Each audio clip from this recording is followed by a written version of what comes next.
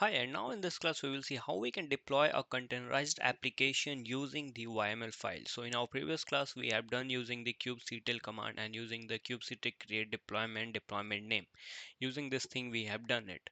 So now today we will see how we can do it using this YAML file. So here is the basic structure of the YAML file which we have here. You can just copy it, okay, or you can write the exact same which I have written here. So we will first discuss about this thing like what is this API version kind. All the we will go in the detail. Like I have already written all those things about all the specifications or the detail of each line here.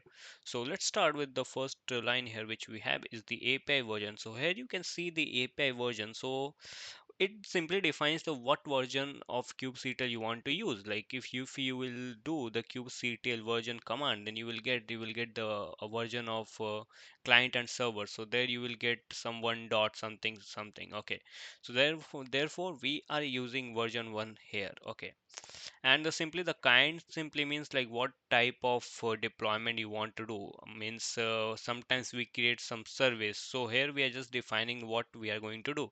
So here we are defining like we are going to do a deployment. So here that's why we are using here deployment. And the metadata, and inside metadata we have this name. So we need to just provide the name of the deployment. We can give it anything like nginx or something like whatever you want. And then we define some specifications, like in that we have some replicas. So by default when you do it with the kubectl command, that time what happens, only by default one replica is created. But with the deployment file you can give any number, or like it's all upon you how much replicas you want. So this is about the specification, and here is all the details about the whatever the fields which we have. So here you can see about the selector. So what does it, this field specifies how to select the pods, like how the pods will be selected by the node, all those things. And the template is here we have, so they define the pod template and their metadata, and again a specification of the pod. So basically like what container will be used. So by default what happens, like from the docker hub we choose the image, so we need to provide some information of that as well, like which image should be chosen. So here you can see like in the container we have the name should be nginx, and the image which we are using is nginx, and the latest, what is the latest here? So latest is nothing but the latest tag which is used while when you fetch some image from the docker hub. So there you will see like whether that image is which version of image is it. So if you will use latest tag, then by default what happens, like you get the latest image. So this is the overall like description of this YML file. So I have already created in my machine. So here I will come upon here and just enter the password in this Ubuntu machine, and you can just hit Control Alt T to increase the to open up the terminal. And here I hope it's visible to you. What I can do, I will just show you the nginx, that file which I have. So here you can see it's the same as which I showed you there. So it's same. You can just write as it is.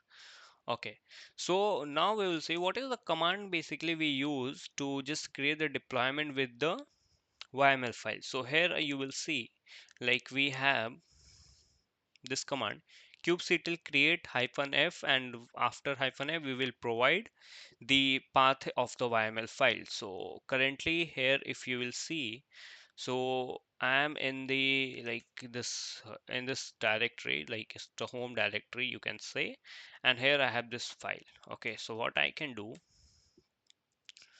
I can just enter kubectl create hyphen f nginx and hit enter, and you will see here we have got the output as the this deployment has been created. To check what you can do, you can just enter the command kubectl get deployments, and sorry, there is some mistake in the spelling, deployments. Okay, fine. So here you can see the deployment we have, and red is 2 by 3, and let me check again. So okay, here you can see all the deployments are ready.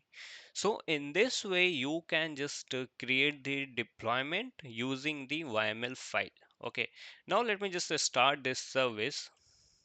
Okay, So how we start the service, this is simple. So it's basically using this expose. So how we will do it, using kubectl expose, and then we will just provide the name or like the whatever is this kind is the deployment, and the whatever the name is here, we have nginx ng let me check again the deployment. Okay, here we have, let me just copy it. You can do just copy using control shift C and control shift V to paste, and then you need to provide the type is hyphen hyphen type equal to node port. This thing we have discussed in our previous class. Okay, if you're not watched, you can watch it. And we define the port equal to 80. So here the thing is basically why we use this expose. The reason behind this is like by default whatever the pod is there, that is only accessible by its internal IP address. Okay, that within the cluster. So when we want to use outside of that cluster, like in our web browser, so for that we just use this expose, and we define then ports and all.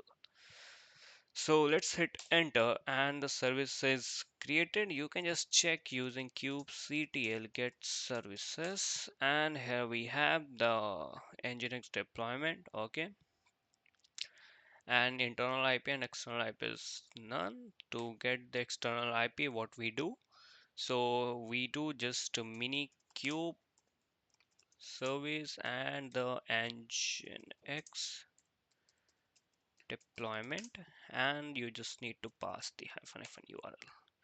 And here we have got the URL. You can just copy this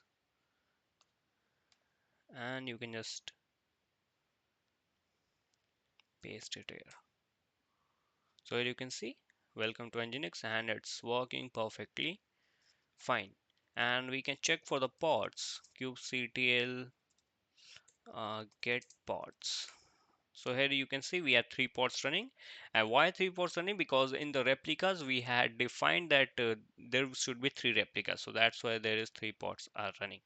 So to check the logs, so what we can do, kubectl logs and the name of the pod which you want.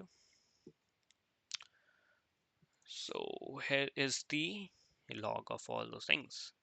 Okay. So that's all for today's video, and I hope you got it how you can just create the deployment using the YAML file. So that's it for today, and now we will stop here and I'll meet you in the next class. Thank you for watching.